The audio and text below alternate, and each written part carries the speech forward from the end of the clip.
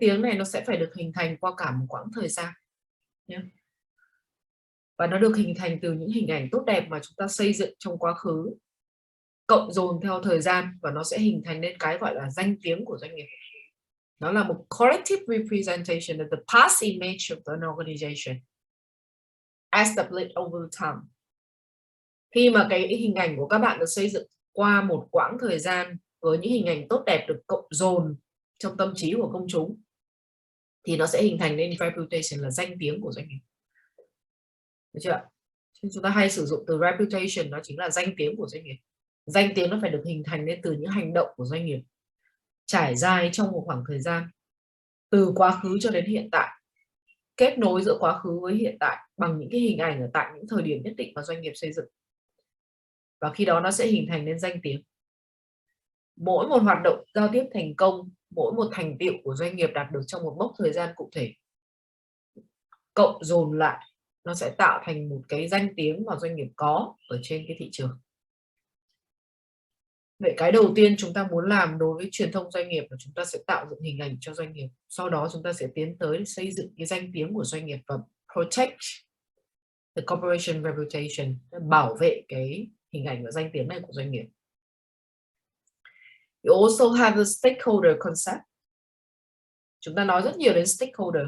Khi các bạn nói về định nghĩa về corporation, is a management function in which provide the framework, right, for integrated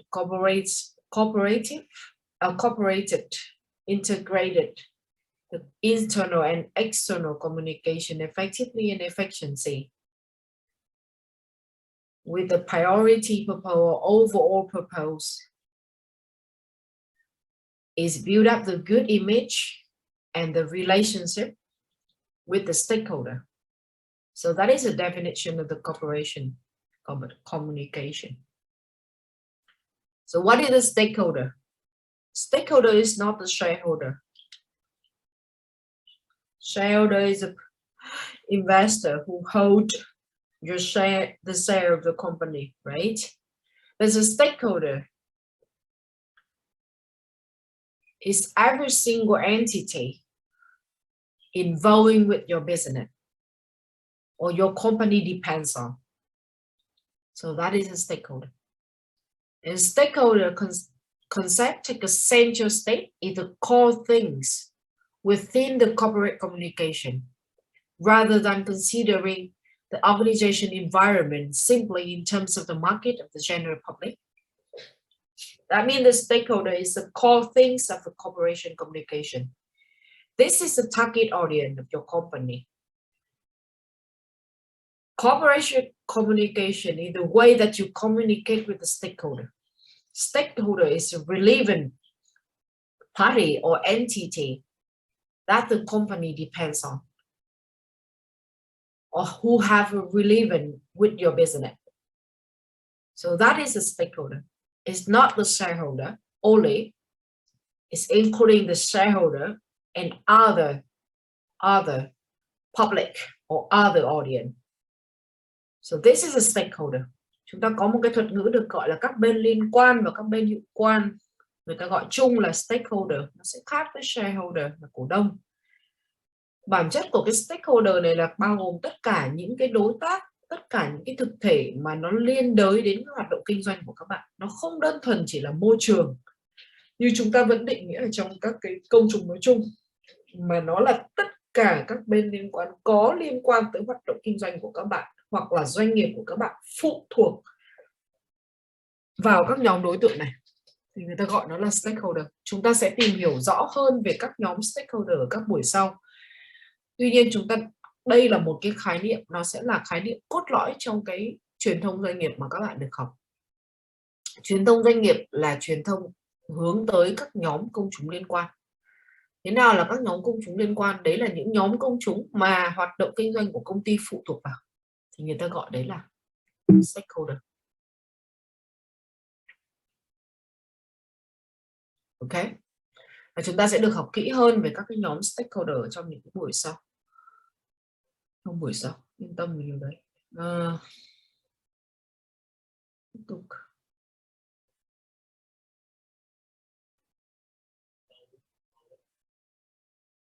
Okay. So this is some main concept. Not all kind of the main concept when you are going to address in this courses, but you have to know about that. This is the vision. Remember, for me, it's a vision, it's the mission, philosophy of the company, the strategy, the corporate image, the corporate reputation. We have a corporate identity. We also have the terminology of the concept of the stakeholder. So that is some main concept you have to know before you learn more specifically things about the corporation communication.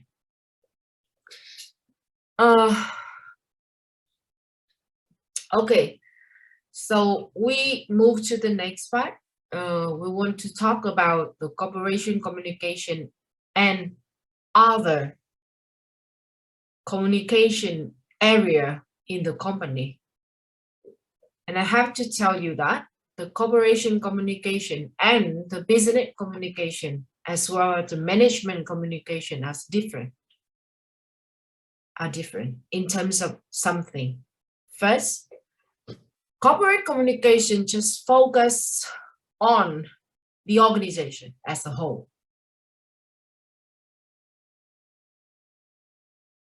And the important task of how an organization is presented to all its key stakeholders, both internal and external.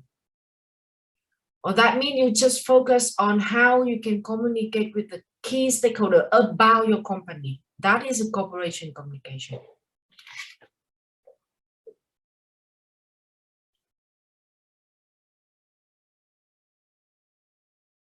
Okay.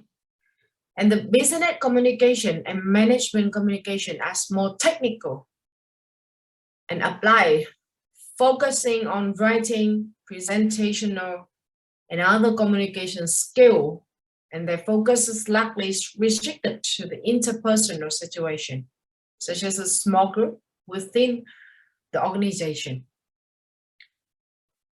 So that means the corporation communication is a broader aspect than the business communication and the management communication, or than other forms of the communication in the company. And business communication tend to focus almost exclusively on skill, while the corporate communication focus on entire communication, entire function of the management. So this is a broader aspect than the other form of the communication in the company. So the trend in the corporation communication, about the trend in the communication corporation, so you can see the figure here. Okay, so you can see the figure in the slide. So the figure display the change and the set of them in the historical context about the corporation communication and how it can develop through the time. So the communication was up until the 1970, largely used in the tactical support role for other functions, such as the finance and marketing in the organization, where its role was announce corporate decision. This is all about the announcement, about the corporate decision, publicity, create the event about the company, and promote the product and the services.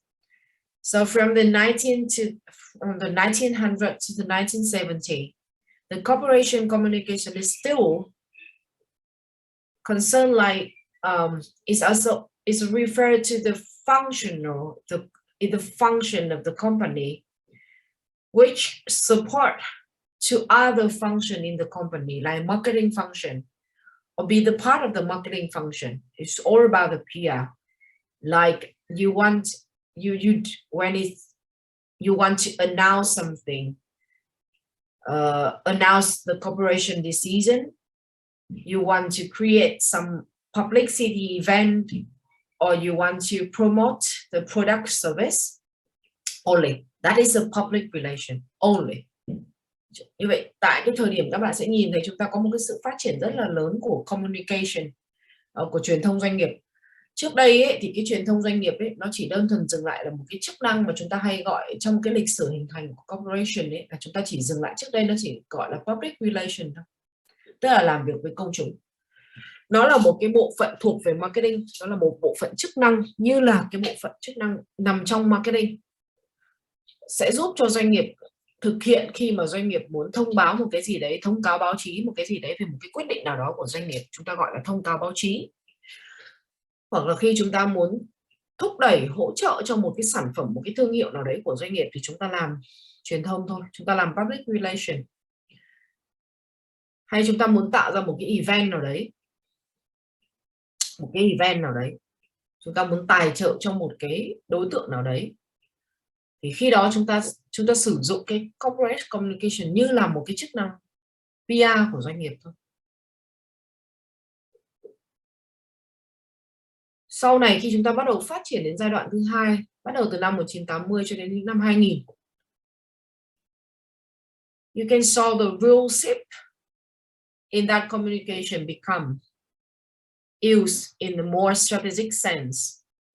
Lúc này thì các cái hoạt động PR nó được phát triển ở góc độ chiến lược hơn, nó được phát triển ở góc độ rộng hơn, thay vì nó gắn chặt vào một cái phối thức marketing mix cụ thể. Thì bây giờ các cái hoạt động PR của doanh nghiệp đã được nâng tầm lên, nó phục vụ cho hoạt động định vị của doanh nghiệp trên thị trường, nó được phát triển nhiều hơn, nó thay đổi từ một chức năng PR cho một sản phẩm, nó được chuyển thể thành một cái hoạt động nhằm hỗ trợ cho quá trình định vị của doanh nghiệp trên cái thị trường. It serves for the positioning of the company in the market. Okay, and become used in the more strategic sense to realize the organization objective and build the reputation with the stakeholder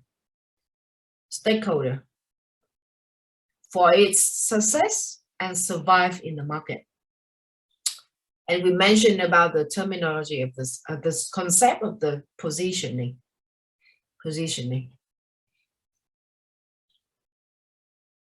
We bring it new points and of emphasis around the interactivity. And now we move to from the 2000 until now. So we mentioned about the corporation communication. Focus on the stakeholder engagement, which brings its new point of emphasis around the interactivity, advocacy, transparency, and authenticity.